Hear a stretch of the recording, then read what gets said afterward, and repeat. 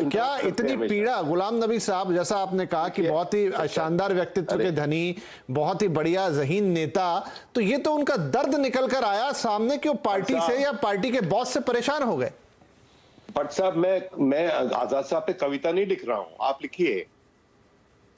मैं as a political analyst उसके एक मूव को एनालाइज कर रहा हूं।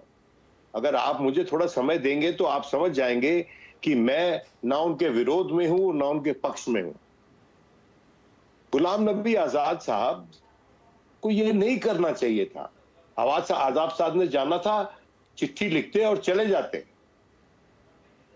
इस तरह की छीटाकशी, इस तरह की इल्जाम तराशी अगर वो सही भी है तो उसके खिलाफ नहीं की जाती जिसके साथ आप 50 बरस रहे हैं।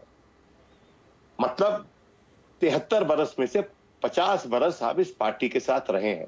आपने कोई ऐसा बयान सुना नितिन गडकरी से या शिवराज सिंह चौहान से, जिनको कि पार्लियामेंट्री बोर्ड से ड्रॉप कर दिया गया? बताइए मुझको। तो यही तो आश्चर्य की बात है सर कि गुलाम साहब। आश्चर्य नहीं है, यही एटिकेट की बात है, ये पॉलिटिकल एटिकेट की बात है। आजाद साहब ने कहा, बहुत विनम्रता से, बड़ी इज्जत से मैं उनको कहना चाहता हूं, मुझे बहुत दुख है आज उनकी चिट्ठी पढ़कर, क्योंकि मैं सभ्य भाषा में बिलीव करता हूं। मैं जैसा खुद लिखता हूं अपेक्षा करता हूं कि दूसरे भी ऐसा खुद लिखे, भले ही वो भाववेश होकर लिख रहे हों। देखिए, ये आप कह रहे हैं कि उन्होंने कहा कि जिस तरह से रिमोट कंट्रोल से यूपीए चल रहा था उसी तरह से रिमोट कंट्रोल से अब पार्टी चल रही है। तो भैया आप तो मंत्री थे दोनों यूपीए की सरकारों में, उस वक्त खड़े होके आपने why didn't you bell the cat? Azad साहब, विनम्रता से पूछ रहा हूं, आपने उस वक्त क्यों नहीं सवाल उठाए? नहीं उठाए ना आपने, क्योंकि सत्ता ही वो गोंद है जो चिपका के रखती है कुछ नेताओं को अपनी संस्थाओं के साथ। चलिए, चूंकि असली नहीं, अब आपने आप मुझे काटेंगे, मुझे पता है। नहीं सर, काटेंगे नहीं, क्योंकि और भी लोग हैं, तो मैं आता हूं, घूम के आता हूं, वापस आऊंगा आपके पास। मैं एक आखिरी लाइन कह दूं, जी, अगर आपकी इजाजत हो तो, क्योंकि मैं तो आपकी दया दृष्टि पे हूं, क्योंकि आपके प्रोग्राम में आया हूं। नहीं सर, नहीं, काटने जैसी कोई बात नहीं, लेकिन हाँ, थोड़ा थोड़ा घूम फिर के, थोड़ा थोड़ा सबसे आप कंक्लूड करने दे। मेरे से पहले जो वक्ता बोल रहे थे और उनसे वो बड़े पुरजोर तरीके से गाली दे रहे थे आपकी स्क्रिप्ट के हिसाब से, तो आपको अच्छा लग रहा था। मैं कुछ और कह रहा हूं। देखिए, there's always a flip side to the coin। दूसरा सिक्का सुन लीजिए। कांग्रेस पार्टी को आज के दिन बहुत ही अपने आप के अपनी स्टाइल को बदलने की जरूरत है। राहुल गांधी को अपने स्टाइल को बदलने की जरूरत है, और सोनिया गांधी को और प्रियंका को अपनी स्टाइल को बदलने की जरूरत है। पूरी वर्किंग कमेटी को अपनी स्टाइल को बदलने की जरूरत है। यहां मैं एग्री करता हूं आजाद साहब से, लेकिन अगर मैं ये इंगित करता तो किसी दूसरी भाषा में करता। जिस भाषा में उन्होंने किया उस भाषा में मैं इंगित नहीं करता। ठीक, क्योंकि देयर इज समथिंग कॉल्ड आंख की शर्म, कि दुश्मनी जमकर करो पर इतनी गुंजाइश रहे कि फिर कभी जब दोस्त बन जाए तो शर्मिंदा ना हो। जी जी जी, ठीक है। प्रदीप साहब, तो गुलाम नबी आजाद साहब ने जो किया यूं तो गलत नहीं किया, जैसा अभी सर भी कह रहे हैं और कांग्रेस के प्रवक्ता ने भी कहा, लेकिन उनको ये क्यों करना पड़ा? उनका ये दर्द झलका तो इस अंदाज में क्यों झलका? आखिर ये भी तो साइड है हमारे सोचने के लिए कि क्यों। उन्होंने बहुत सारी बातें लिखी हैं। देखिए, उन्होंने करीब करीब 7-8 किरदारों की बात की है अपनी उस चिट्ठी में, 2-3 वाक्यों की बात की है, समय का कालखंड की बात की है।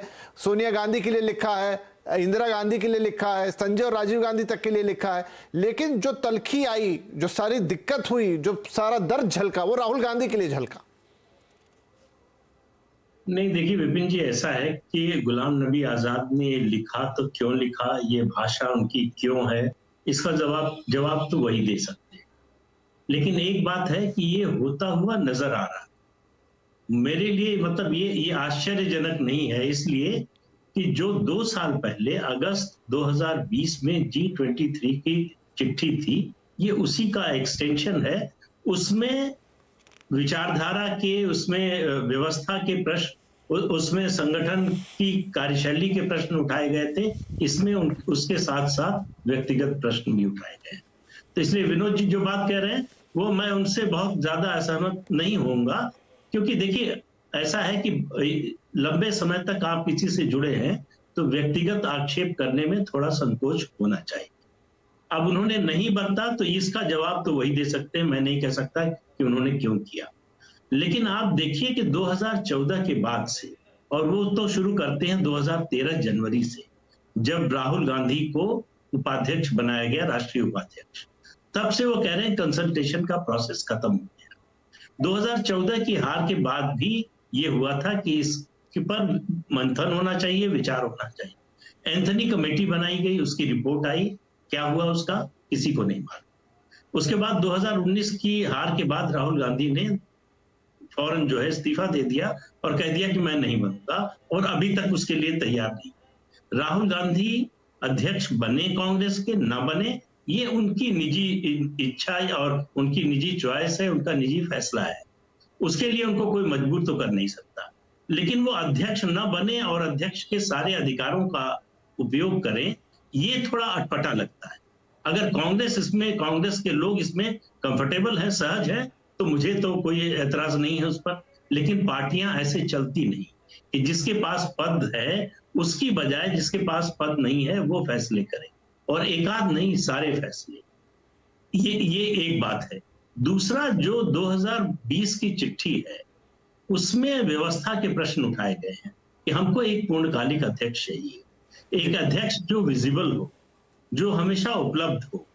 ये शिकायत राहुल गांधी की राजनीति को लेकर शुरू से है कि वो रिलेक्टेंट पॉलिटिशियन है, वो 24/7 के पॉलिटिशियन नहीं है, जो भारत में इसी तरह से राजनीति चलती है। जो 24 घंटे 365 दिन राजनीति नहीं करता, उसके लिए राजनीति में बने रहना बड़ा मुश्किल होता है। और राहुल गांधी अगर उस परिवार से न जुड़े होते तो उनके लिए और ज्यादा मुश्किल होता। जी जी, यही तो मेरा अब सोचने की जरूरत है गांधी परिवार को कि जितने लोग जा रहे हैं वो राहुल गांधी की कार्यशैली पर सवाल उठा रहे हैं, भाषा भले अलग अलग, सब हेमंत बिस्वा शर्मा से शुरू कीजिए, गुलाम नबी आजाद तक चले आइए। दो शिकायतें कॉमन है, राहुल गांधी का जो व्यवहार है और कम्युनिकेशन की कमी। अगर इसको दूर नहीं किया जाएगा तो गुलाम नबी आजाद की आप आलोचना कर लें, गाली दे लें, उनको भला बुरा कह लें, उससे कांग्रेस का कोई भला नहीं होगा। ठीक, विनोद